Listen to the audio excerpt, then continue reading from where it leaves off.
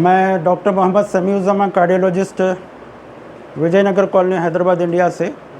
मैं health awareness के सिलसिले में आप लोगों के सामने कुछ वीडियोस बनाता रहता हूं। आज करोनरी आर्टरी डिसीज़ में इकोकार्डियोग्राफी में कैसे हम पहचान सकते हैं, यानी 2D इको नाम का जो टेस्ट है उससे भी मालूम होता है और ट्रेडमिल टेस्ट से और एंजियोग्राम से भी मालूम होता है। तो मैं आपको आज लाइव 2D इको के ज़रिए से हार्ट प्रॉब्लम कैसे मालूम हो सकता है वो मैं आपको बता रहा हूँ।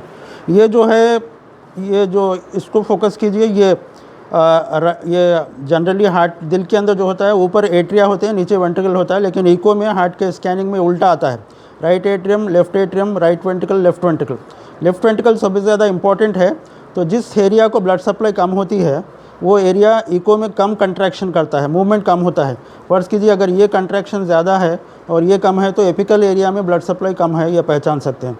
या फिर एपिकल एरिया में ज़्यादा हो रहा लेकिन इसमें कम हो रहा कंट्रैक्शन, तो वो पहचान सकते हैं कि कौन से एरिया में ब्लड सप्लाई कम हो रहा है। तो मैं आपको एक लाइव वीडियो बता रहा हूँ एक पेशेंट का जिनको रिसेंटली हार्ट प्रॉब्लम आया था। तो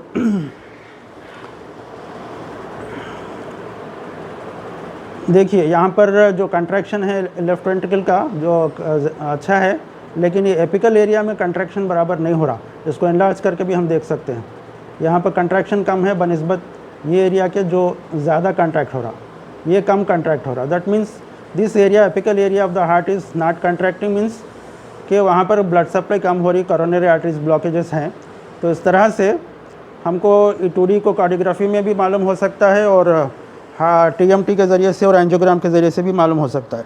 लिहाजा हर एक को चाहिए कि अगर किसी को चेस्ट पेन हो तो वो 2D इकोकार्डियोग्राफी और TMT और एंजियोग्राफी वगैरह करना और डॉक्टर से कंसल्ट करना ताकि बीमारी बढ़ने से पहले उसका सही इलाज हो सके।